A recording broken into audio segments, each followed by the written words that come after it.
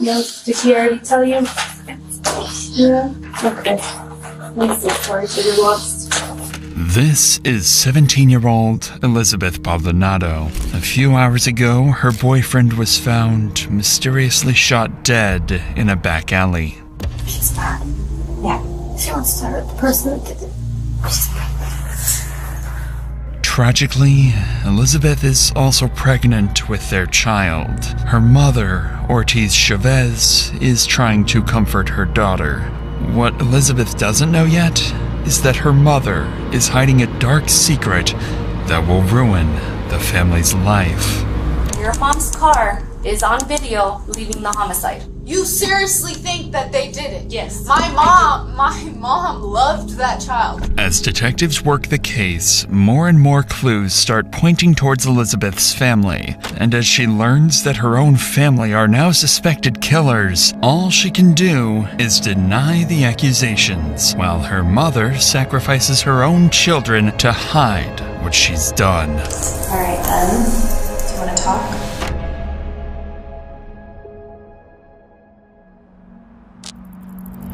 It's a quiet Friday morning in downtown Albuquerque. A 16-year-old boy walks alone through a back alley on his way to work, unaware that a killer is waiting for him inside one of the parked cars. Then, a single gunshot rings out, striking the teenager in the head and killing him instantly, while the shooter disappears from the scene.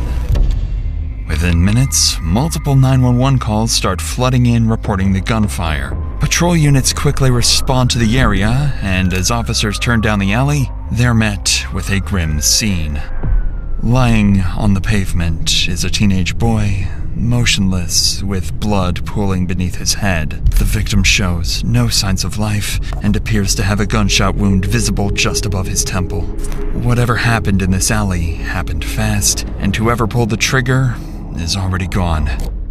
Officers call it in and begin securing the perimeter. With no weapon in sight and no ID on the body, they now need to figure out who he is and why he ended up here. Backup units soon arrive and start canvassing the area, looking for anyone who might have heard or seen what happened. And before long, 2 witnesses come forward, claiming they saw something strange right after the gunshot. Did you hear anything? I didn't hear anything, but I saw people running. One of them is a light-skinned male. He turns around, runs back to the alley, and takes off down the street.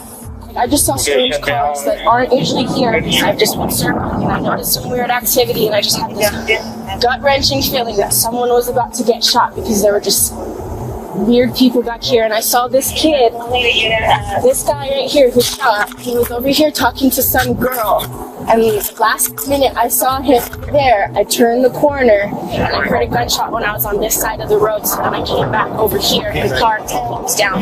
You heard one shot? Just one.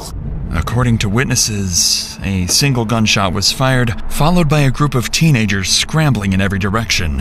One of them was seen jumping into a car with a girl before speeding away. The information is vague, but it gives police a starting point. Detectives soon arrive at the scene and launch a formal homicide investigation. While examining the body, they notice something odd about the victim. He's still wearing an apron, the kind used by restaurant staff, suggesting he might have worked nearby.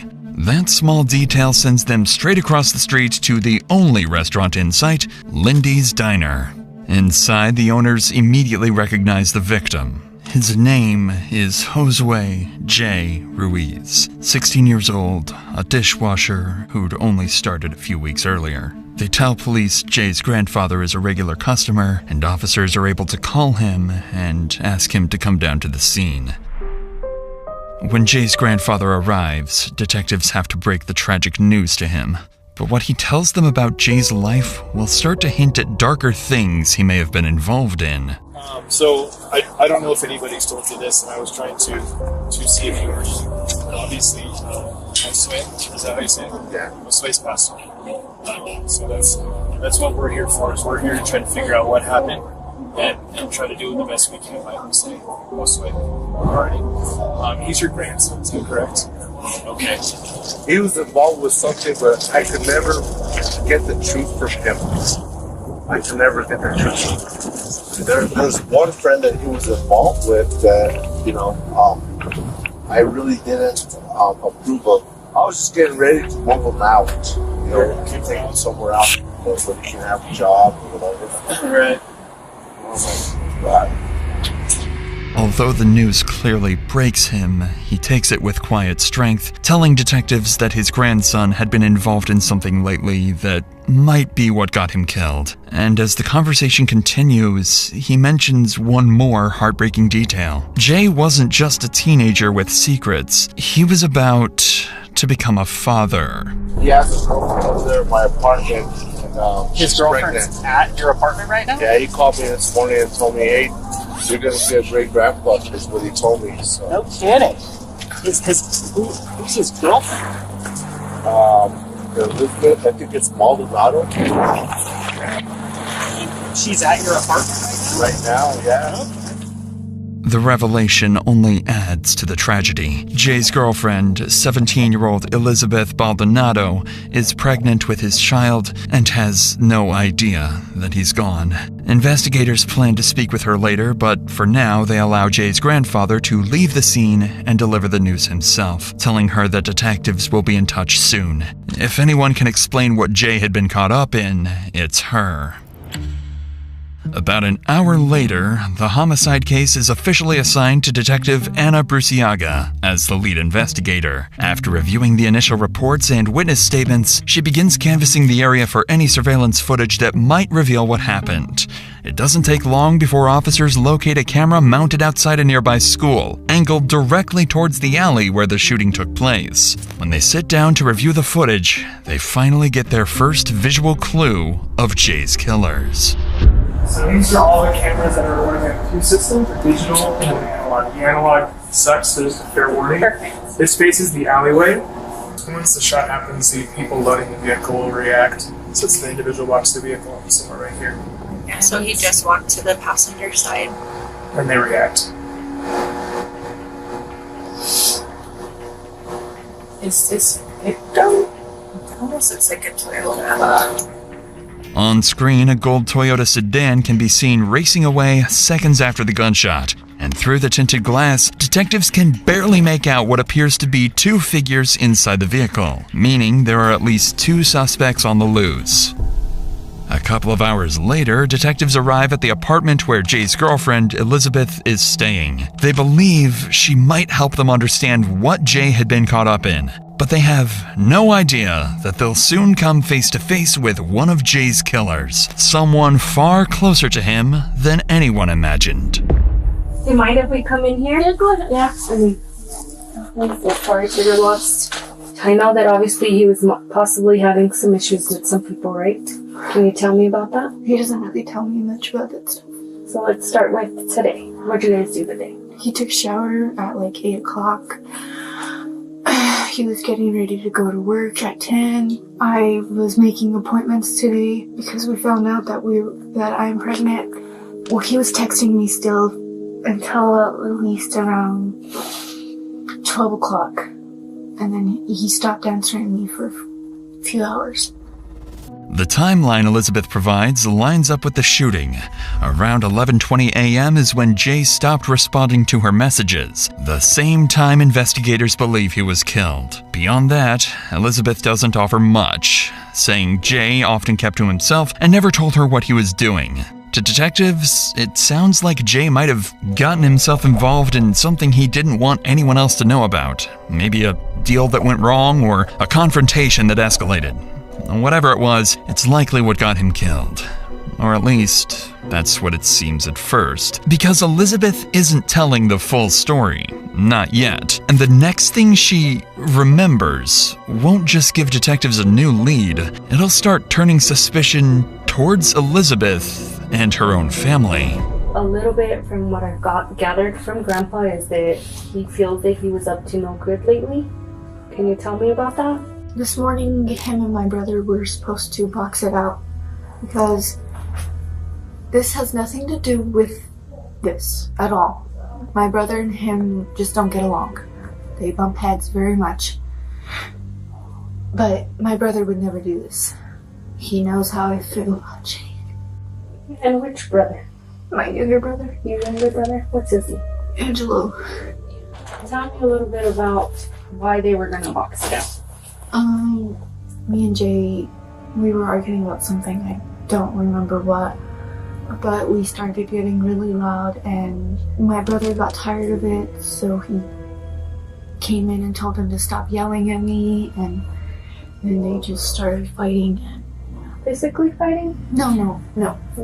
So did they text each other that they were gonna fight? No. Jay called me and told my mom that he wanted to box it out with my brother.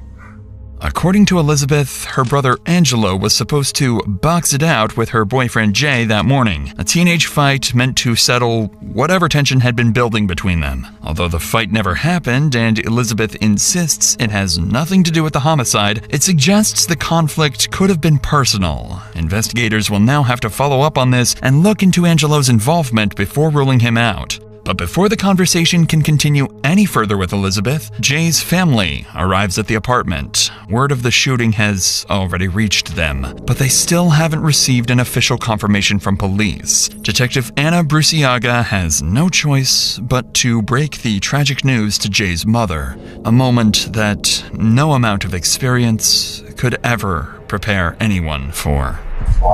Can you tell us what's going on? Yeah, absolutely. First and foremost, I'm so sorry for your loss. Okay. Right now, I don't have much other than officers were dispatched to the alleyway in reference to who said being okay. What happened? No, that's why so we just got called out. That's why I'm trying to interview as many people as I can. That's why I headed here first, and then I was headed your way because I do have some questions. But as of right now, I don't. Okay. I really...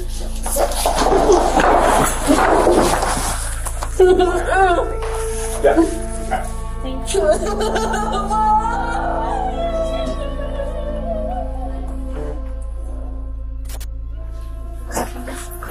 I'm just here.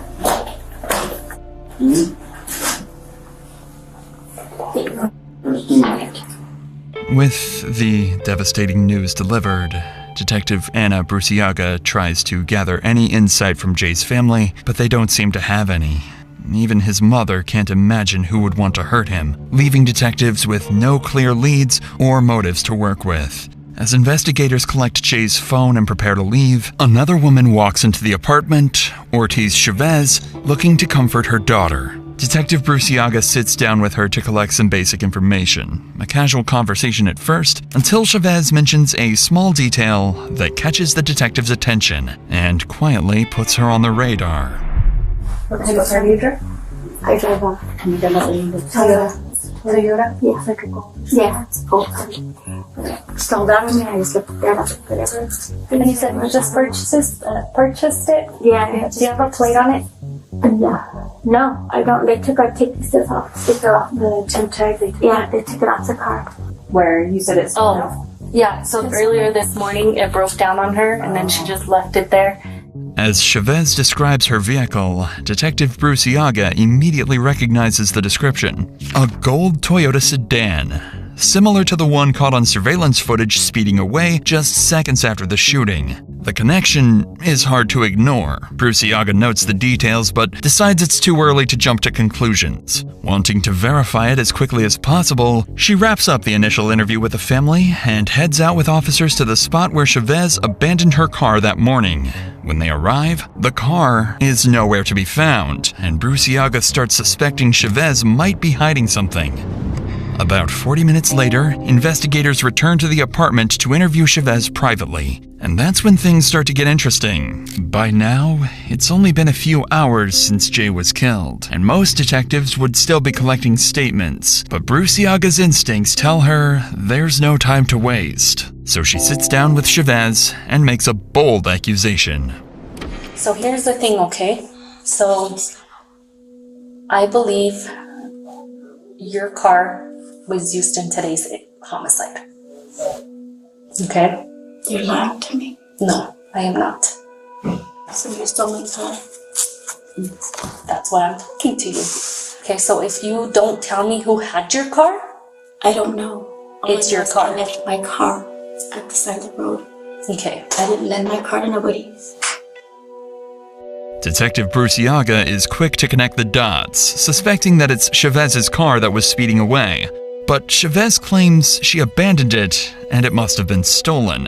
However, the detective is about to take things one step further, because if Chavez's car was used in the murder, the next logical question is who was behind the wheel? And with what Elizabeth revealed about the planned fight that morning, there's only one name that fits: Chavez's son, Angelo.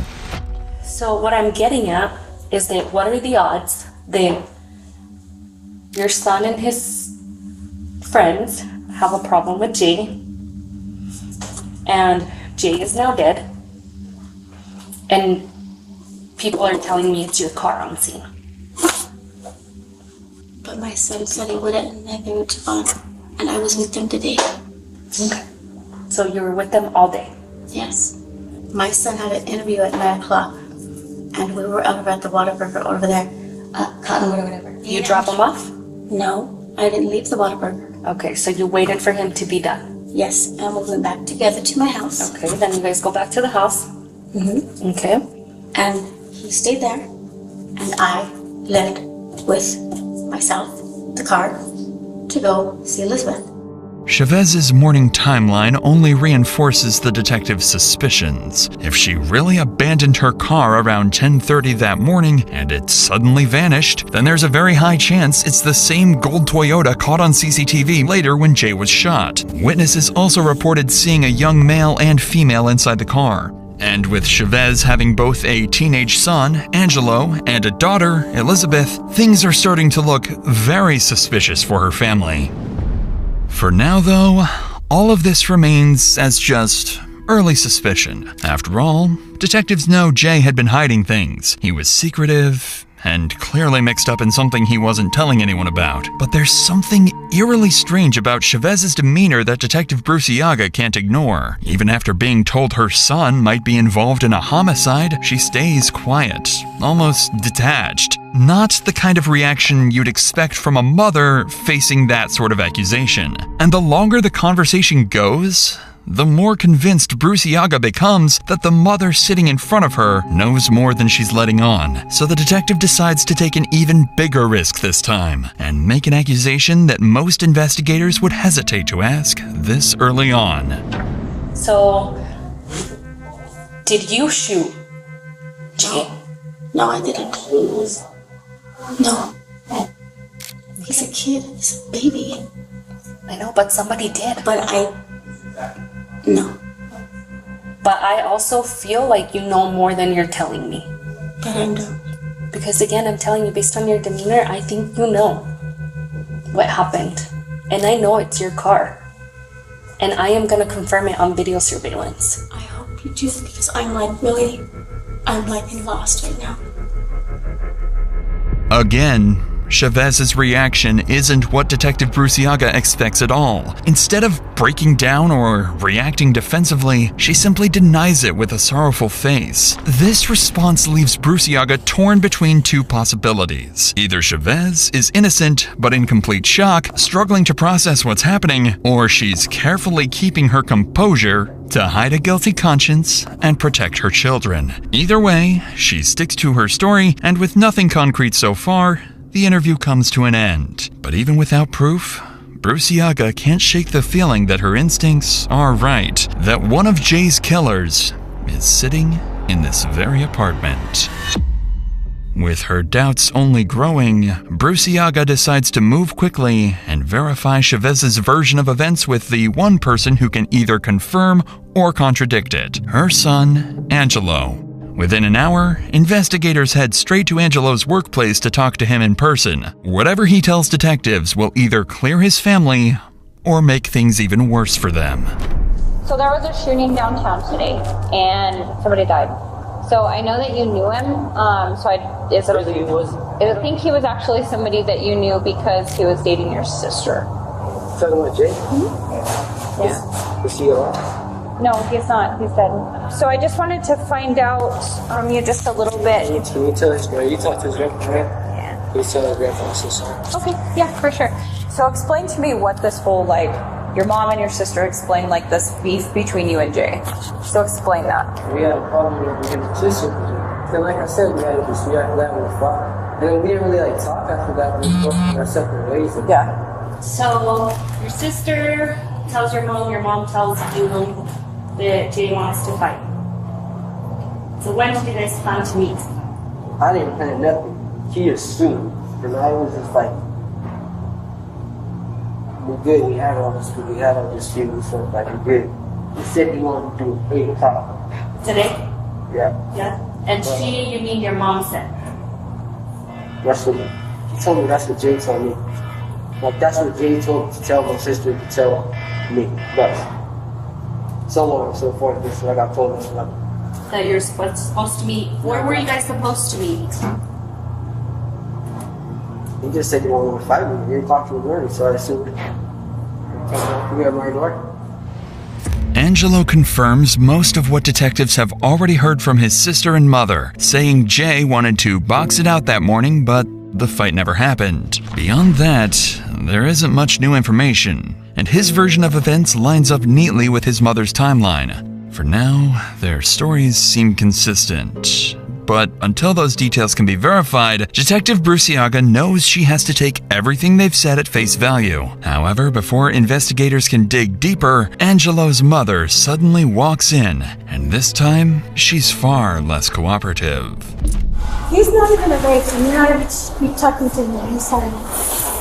But he's not in trouble, so he doesn't have to be 18 for us to talk to him. I'm gonna stay with it. I'm gonna send him for it. I mean, it's up to him. If he doesn't want you here, he doesn't have to have you here. Huh? Yeah, my sister and the bars here. I had to have him go pick up. Talk to my sister. So there is one thing that we are going to need, just like we talked with your sister, we didn't get here. So we're going to secure it. We're going to do a warrant. I need it. I don't have a phone. But your daughter's an investigation like I explained to you earlier, Elizabeth. I'm taking your phone. You're not getting it back until I'm done with it. But as soon as I'm done with it, I will give it back to you. Do you want me to take you to go find where your car was left? Because we've been all over there and we can't find it anywhere. Well, I'm gonna go show you this. But I want to make sure that my kids and my family get home. And right now, my biggest concern is I just want to go home. What's your biggest concern? I want to go home. No, you absolutely can go home. Despite investigators' attempts to convince her otherwise, Chavez insists on taking Angelo home. Even if her intentions are innocent, this sudden change in behavior doesn't help their case at all. If anything, it makes it look like an attempt to shield her son from further questioning. With the interview shut down, officers seize the family's phones, hoping digital evidence might reveal what they're not saying out loud. Back at the police station, detectives spend the next couple of weeks combing through statements, surveillance footage, and phone data. What they find begins to reshape the entire case. Among the first discoveries are text messages showing that Chavez was directly involved in arranging the so-called boxing match between her son Angelo and her daughter's boyfriend Jay. In one exchange, Elizabeth texts Jay saying that Mom says they'll be there at 8. Other messages suggest there may have been a gun involved. In one text, Elizabeth writes, "I'll be there too because I don't want anything like they pull a gun out." Investigators also uncover signs that Jay and Elizabeth's relationship was deteriorating, with both of them talking about breaking up. In one message, Jay tells her directly, "I'll talk to you when it comes to the baby, but I ain't doing this with you anymore." But even more alarming were the contradictions in the family's statements. Elizabeth told detectives her boyfriend didn't leave the house until 10 that morning. Yet, Jay's phone shows him texting others about Angelo not showing up as early as 8 o'clock. In one of those messages, Jay texts a friend. "They didn't show.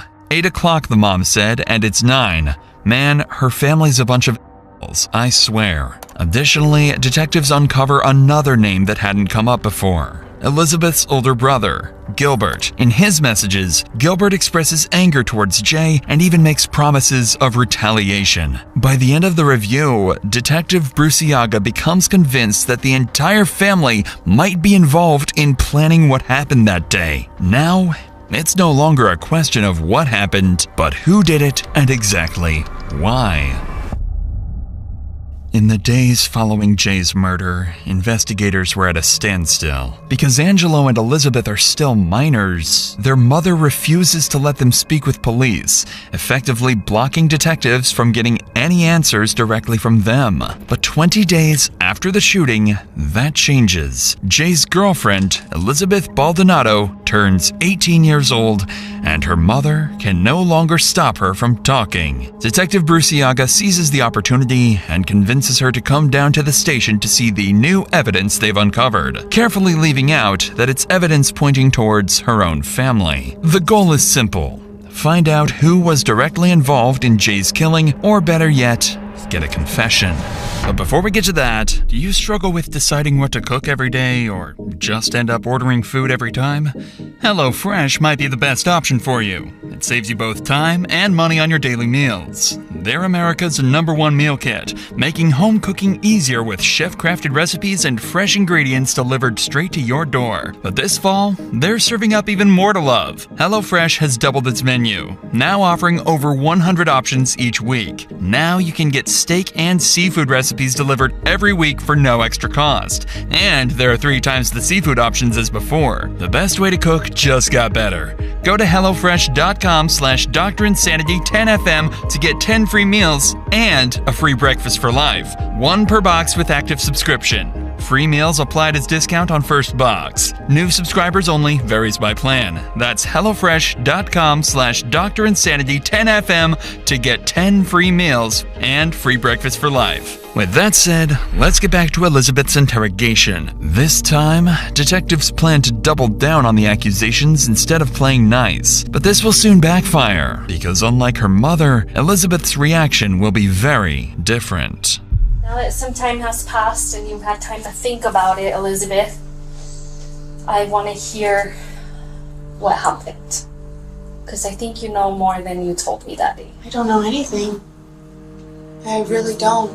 Why would you guys assume that? Why would I know anything new about that? Because I have your phones, and I've looked through your phones, and so I do believe you know more. What would I know more about? About who killed him? About who did it? No, I don't know. I really don't know who did it. If I knew who did it, I would have told you already. So I know that you and him were having some problems, and he broke up with you and you wanted to get back with him, and he told you no. I will talk to you when it comes to the baby, but that is it. And he wanted nothing to do with you. So you're saying that I had someone do something to him?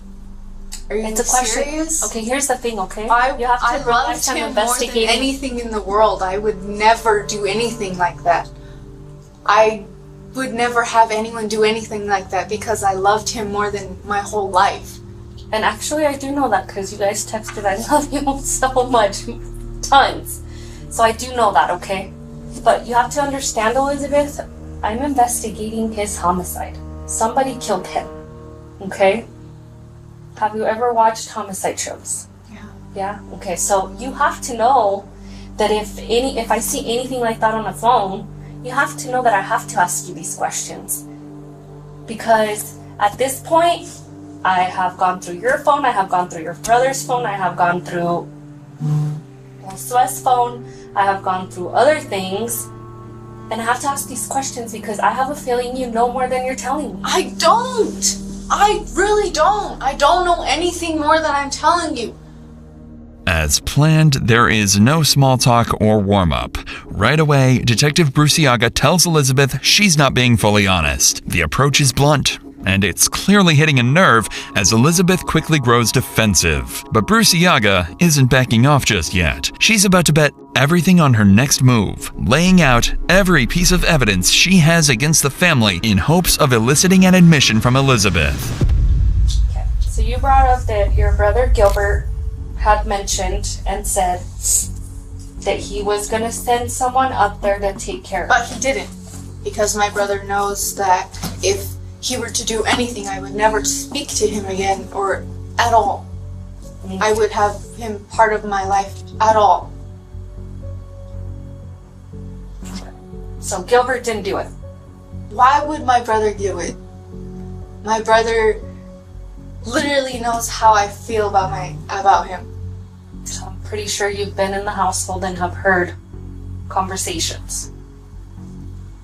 Correct? Heard what? Anything. Anything that talked about. They do not talk about anything. Okay, so where is your mom's car? I don't know. You're seriously assuming that one of my family members did it? Because the car is missing. She literally filed a report that her car was missing that night. Okay, so you say you love Josue, right? And he's the love of your life. So why are you covering for your mom and your brother? I'm not covering for anybody. Are you fucking serious? You seriously think that they did it? Yes. My mom loved that child too. Okay, maybe not your mom, but what if what if I told you that your mom's car is on video leaving the homicide? What if I told you that? You know how many Toyota Camrys that are gold live in the city? But what are the odds that your brother and Josue were supposed to meet My brother was at home. My brother was at home with his girlfriend. They were literally sleeping until he had to go to work. It's clear that Elizabeth has reached her breaking point. Every accusation towards her family is pushing her closer to the edge. Most investigators would pull back here, take a break, try to de-escalate, but not Detective Bruciaga. Instead, she decides to take a bigger risk, one that's bold but calculated. Rather than fighting Elizabeth's denials, she will lean into them, even agreeing that she's only trying to protect her family. In doing so, Bruciaga wants to make Elizabeth feel safe enough to talk and reveal what she's really hiding. It's a delicate psychological play, one that could end the interview entirely or solve the case right here and now. But I'm gonna tell you right now that your mom said she drove Angelo to his interview. Guess what? Angelo said he borrowed the car from your mom and he drove himself to the interview. So obviously, somebody's lying. And I kind of understand that you don't want to see. No, you don't. They don't. They did not do it. Because you are literally looking in the wrong place. You're just trying to blame somebody just so that you can get someone for the crime. I know they didn't do it because, well, I don't know for sure, but I know they wouldn't have done something like that. They know how much that would crush me, and literally they have seen how much I have died these past 2 weeks. Okay, and I'm not telling you if I find out your brother. I'm telling you when I gather up all my evidence and I arrest your brother, I hope that you didn't know more. You guys can think however you like. My family did not do it. Elizabeth, you can't get out without us letting you out, babe.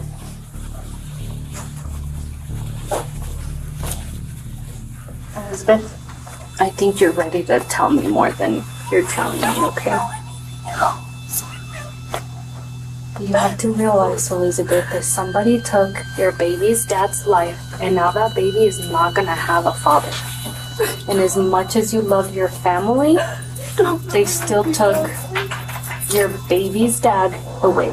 Now that baby's not gonna have a dad. I don't think I know that. This is really all I think about every day. One second. Can we finish talking in the conference room? Just because I can't hear, actually. Yeah, we can't be sitting in the hallway, Elizabeth. I'm sorry. This is our victim side, so.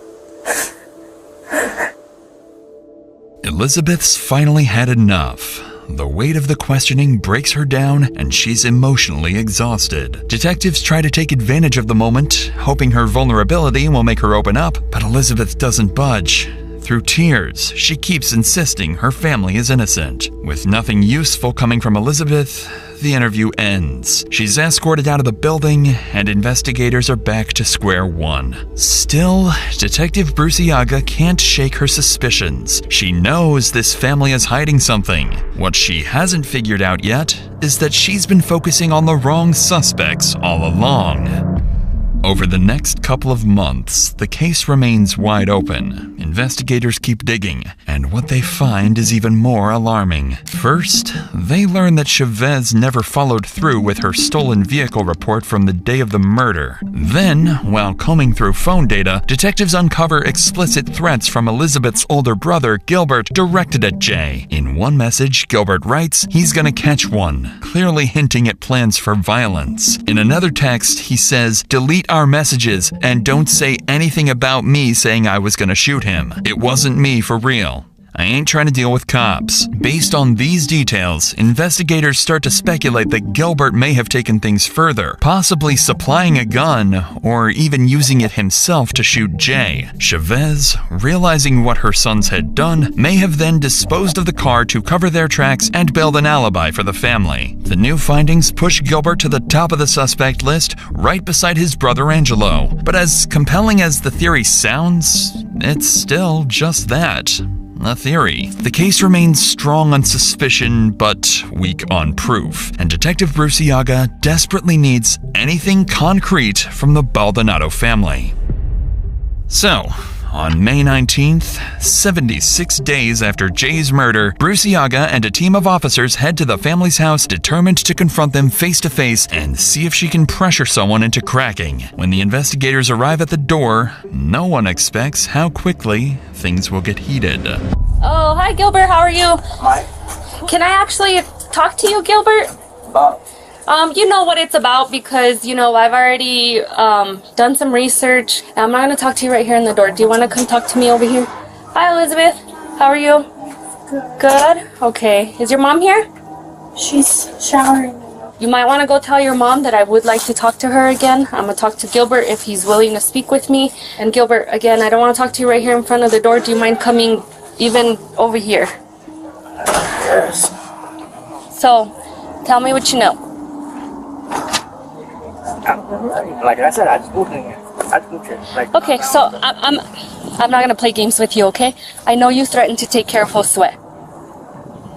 Yeah, but I didn't do anything. Okay. Well, I wasn't even up here. I couldn't even do that. Okay, so obviously you do know why I'm here and why I'm talking to you now. You want to discuss, or do you want me to just take it at face value? I already saw the Facebook, so. I didn't. Huh? So you can do whatever. I didn't do shit. So. Okay, so. I'm innocent. Again, in your Facebook, you do disclose and say you're gonna send somebody to take care of him. Yeah, but did I send? Okay, so who'd you send? Because he died. I didn't send nobody. Do I need to be any clearer? He died. Yeah, but I didn't send nobody. Mom, ain't nobody want to do it. They're all scared. Can I see your phone? Can I see your phone? Thank you. It's a T-Mobile. Okay, I'm gonna take it. I'm gonna do a warrant on it. Okay. Yeah, take my phone. Yes. Again, you have to realize that I'm investigating a homicide. Okay, a homicide in which you threatened to kill my victim. So you're gonna take my phone? Yes. I'm gonna take your phone. I'm gonna do a warrant on it. If for any reason. Just don't look at the pictures. You know what I'm saying? Unless you want to see something, but it's all about something. Okay. Well, I won't look at pictures, but I am interested in who you've been talking to, text messages, and so on. So I am gonna do a warrant on it. Okay. With no luck getting anything useful from Gilbert, Detective Bruciaga cleverly confiscates his phone, hoping it might hold the evidence she needs but still can't prove. As this is happening, Chavez is seen stepping outside and speaking briefly with officers. She looks like she's in a hurry to leave. Not willing to let the moment slip away, Detective Bruciaga plans to intercept and confront her about the boxing match she helped organize to see how she reacts when cornered. This time, however, Chavez isn't the same calm, collected woman from before. What Bruciaga gets instead is a very different side of her. I love you. I was going to Can I talk to you really fast? I have to catch the bus, so, you got 5 minutes of my time. Okay. And that's it. Thank you, Gilbert. Thank you for speaking with me. Have a good day. We'll check in with you before we leave if you want to talk to us again. Hi, Elizabeth. I know you're going to be quick and all, but so you know why I'm here, okay? I don't got to repeat myself. I don't want to repeat myself. I don't want to play games. This is that okay? confirmation number from when I had called, because I called that same evening. And nobody ever came out of it. You didn't report your car. I did. This No. is it. Yes, it is. I already know. Okay, you know they what, tried- Eddie? I'm not trying to be mean with you, but this is the confirmation number that. So why did you set up a fight between Angelo and Josue? No. Yes, you did. No. The I little have boy called over. He called to the house. He was asking for a fight. I was like, wait a minute, you want to do what? I was like, are you serious? It was either that or you want to sit there and do some stupid things. I'm not trying to have stupid things go on between those boys. Those boys need to learn how to get along. Like I said, So are you gonna write I this down? have phones. I already know when you called it in. You never fully followed through. I did. I waited for them to get here. Okay, do you have the title to the vehicle? It's in that vehicle. That's what I was trying to tell y'all. Like, I cannot give you any more information because it was in the vehicle. I didn't even get to register the car or anything. You've had the car since before January. Yeah, and I also had to get an alternator for it. You know how much money it takes to just for me to save for just a little bit of a few things? But the little boy, he called. He wanted to make the fight. Right. And I I'm was not asking saying myself, like, what do you guys want to do? I'm not saying Josue didn't set the fight, but you let them know and you set up the fight because they were gonna fight that morning. No, because they had to know. I'm like, this is what's going on when your sister's left. What do you guys think about this? Yeah, I let them know because they needed to know because that's not right. So I'm gonna tell you something, okay? Yeah, my 5 minutes, I'm done. Okay. Well, I'm gonna tell you something, okay? When I charge someone, you're gonna be charged along because I know you're hiding the truth and I know you're listening to me, and it would suck for Aurora and Elizabeth's baby to not be present, for you not to be present, because I will charge you because I do know you were gonna set up that fight that day. The end. Young lady, I promise to God. I got it off your daughter's phone. Goodbye. Clearly, Chavez is done talking as she storms off the scene angry and defensive. But in her frustration, she lets something slip, admitting that she knew about the fight between Jay and her sons, though she insists it was all Jay's idea. Before leaving the house, Bruciaga tries once more to speak with Elizabeth to see if she's finally ready to tell the truth. How you been, Elizabeth? Fine. Are you still pregnant? Yeah. Yeah? How far along are you? Well, from my menstrual cycle, she said 14 weeks and 7 days. So, Elizabeth, you know, we talked last time and I know you were very upset and I can't imagine what you're going through because you're kind of put in between, but I already know you know what happened. Oh, I don't. I don't know what happened at all. All I know is that when his grandpa got back, he told me that Jay was dead. I would just hate, and I truly, from the bottom of my heart, still believe that you weren't involved. But I would just hate to find out that you were involved. And then where does that baby go? Because he no longer has a dad. That day, there was a witness that describes a female matching your exact description, talking to Josue right before he gets shot. I was at the house. Okay. Do you realize how close you live? I was literally cleaning, Again, Elizabeth, listen to me. And then when his grandpa came home, he walked in on me washing the dishes. You're not going to change my mind because, I mean, is it weird that she lives here and she knows nothing? Well, Elizabeth, you have to think. But can I talk to you for a sec, Elizabeth? What? So Say something else. I know we're not trying to upset you any more than you already are or anything like that. But you have to think about how when this case goes to court, one, when people get arrested for things like this, they don't care whose family, friends, or whoever else they can or will throw under the bus to try to get themselves a better deal. When this goes to court and a jury of 12 random people, don't worry about what I think about it. Don't worry about what Anna thinks about it. Think about what those 12 people are thinking about it. You've got to think about what's best for him or her. I don't. Okay. I would have had you guys about that. If you hear something or something comes up, I slept here since the day I met him. With Elizabeth repeating the same story as before and no progress made, the officers decide to leave. But Bruciaga gives the family a promise. The next time she comes back, it won't be for questions. It'll be with a warrant. A month later, on June 15th, investigators finally get the break they've been waiting for. Cell tower data definitively places Angelo's phone at the scene of the murder at 11:20 a.m., the same time Jay was killed, directly contradicting his earlier alibi that he was home with his mother. With this new evidence, a warrant is secured for Angelo's arrest, and Bruciaga returns to the Baldonado residence, just as she promised. That afternoon, 16-year-old Angelo Baldonado is arrested and charged with murder. Now with the prime suspect finally in custody, police have the chance to interview him without his mother intervening.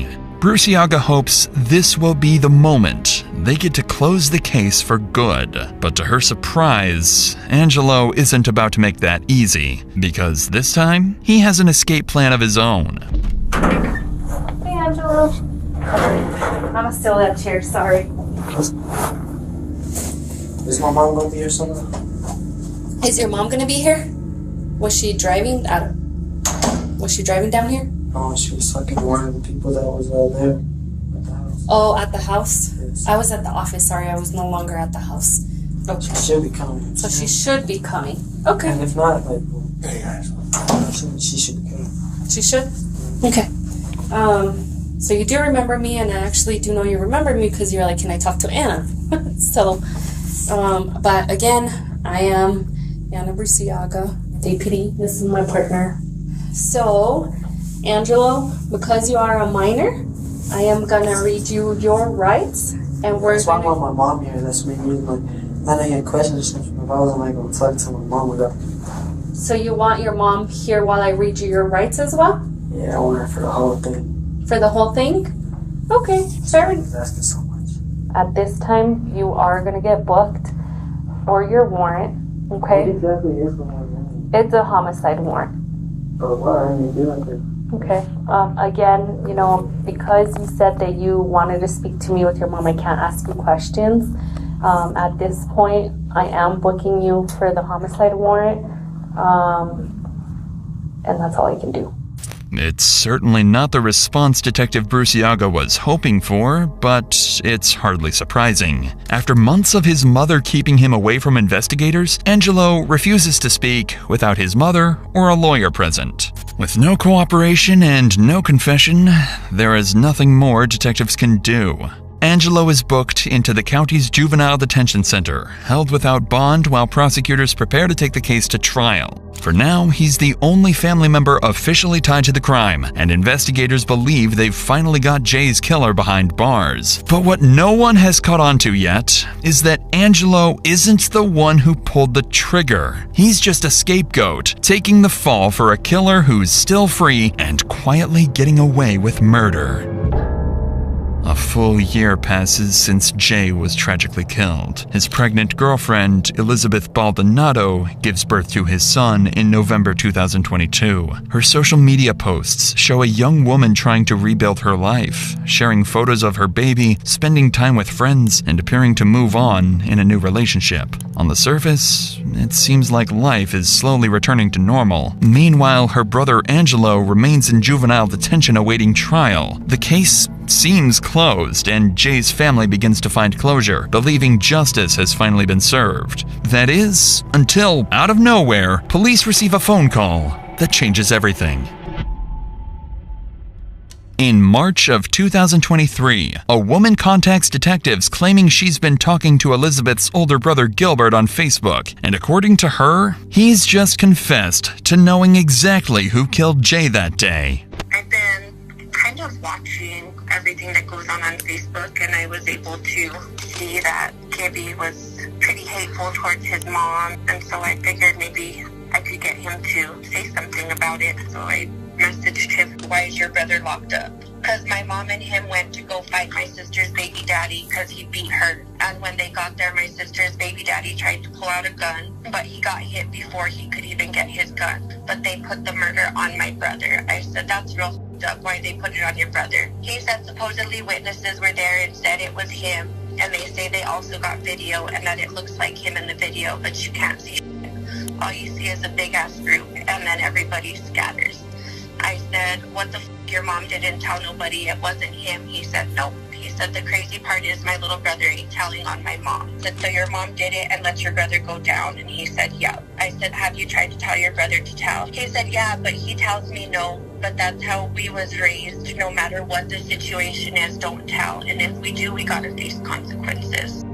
Needless to say, Gilbert's confession changes everything. Detectives already suspected Chavez's involvement in arranging the boxing fight, but no one imagined she was the one who pulled the trigger. Investigators begin to theorize that Chavez may have orchestrated the entire thing, luring Jay to the alley under the guise of a fight with her son, only to end it herself with a single shot to the head. But despite what sounds like a breakthrough, Detective Bruciaga knows she can't move too fast. Arresting Chavez now, based only on Gilbert's secondhand confession, could jeopardize the entire case. Without solid evidence, Chavez will be innocent in the eyes of the law.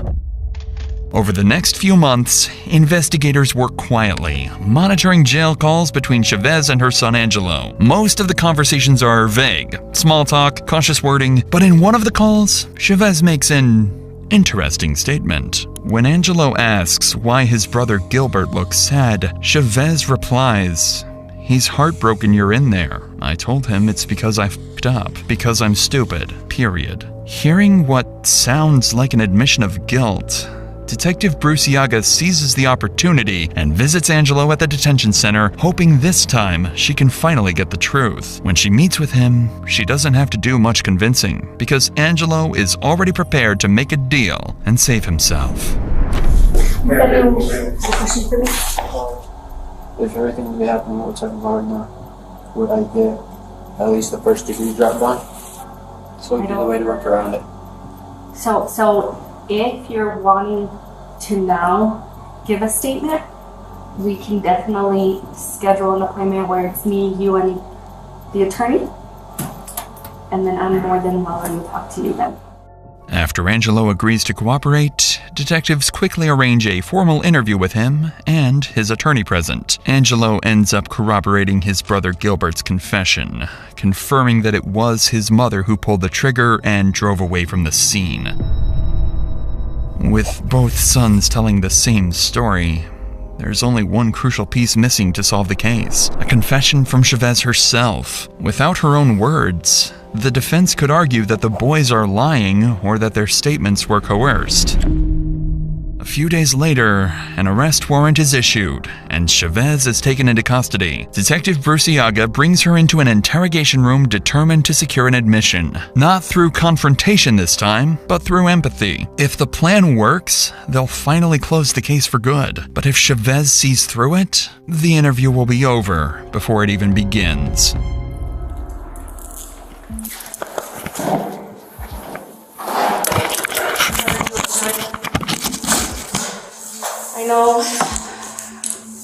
I know that you obviously recognize me because we've met in the past more than once, okay?